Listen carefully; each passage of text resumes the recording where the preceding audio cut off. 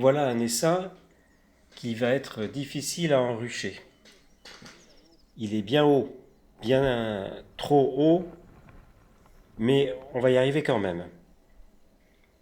Pourquoi cet essaim est-il allé s'installer aussi haut? Vraisemblablement, il ne vient pas de notre rucher. C'est un essaim qui vient d'assez loin et qui a donc volé assez haut et qui s'est perché assez haut. Il est décidé de couper la branche sur laquelle il s'est installé. Donc il faut monter tout en haut de l'échelle, utiliser la scie qui est au bout de la perche et tenter de couper la branche. Évidemment, ça secoue un peu la branche et les abeilles commencent à voler. À terre, une ruche a été préparée et un drap a été étendu devant la ruche.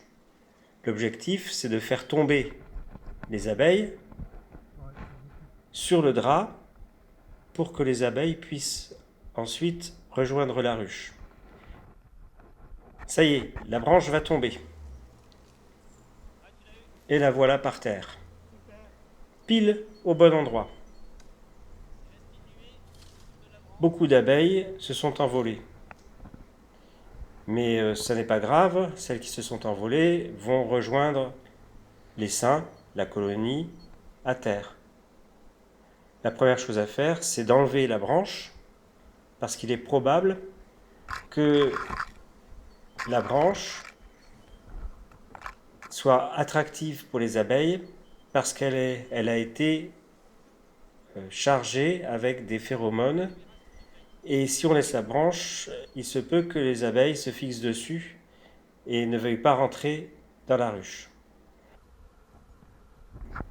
Maintenant, on met bien le drap pour qu'il affleure la planche d'envol de la ruche et on observe ce qui se passe.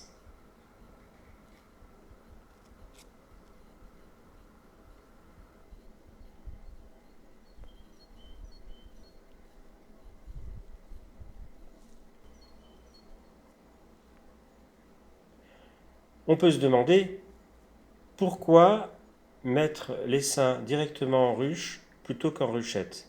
En fait, il y a 6 cadres seulement et des cloisons pour ne pas avoir à faire le transvasement.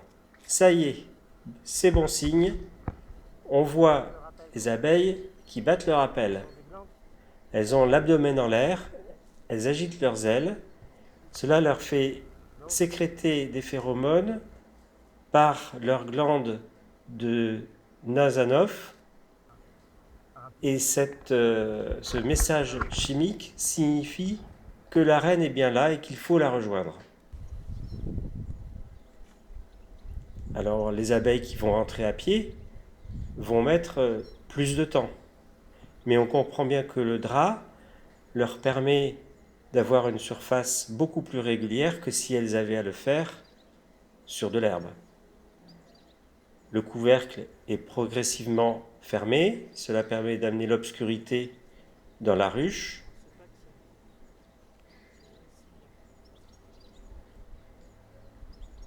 Et on observe que les abeilles se mettent en procession pour rentrer à pied par la planche d'envol.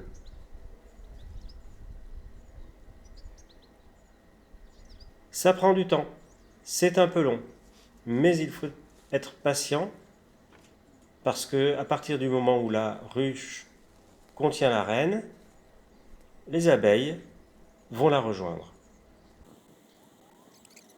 En accélérant, on s'aperçoit bien du mouvement des abeilles vers la planche d'envol.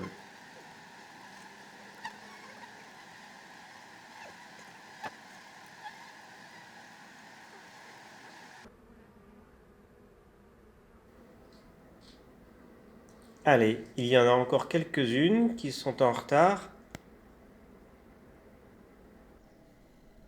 Voilà, tout le monde est rentré.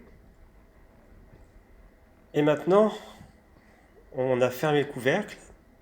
On ferme également l'entrée de la ruche soigneusement avec, par exemple, de la mousse. Parce que la ruche ne va pas rejoindre directement le rucher. On la transporte et on va la mettre 48 heures à la cave. Pendant 48 heures, elles vont rester groupées les unes sur les autres et elles vont pouvoir améliorer leur communauté chimique par les phéromones qui deviendront propres à cette colonie.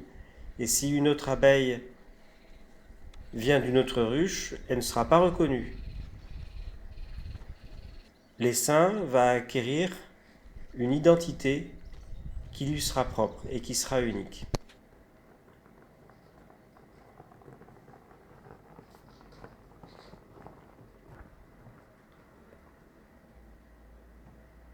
Attention, en transportant la ruche, de ne pas enlever la mousse qui ferme l'entrée.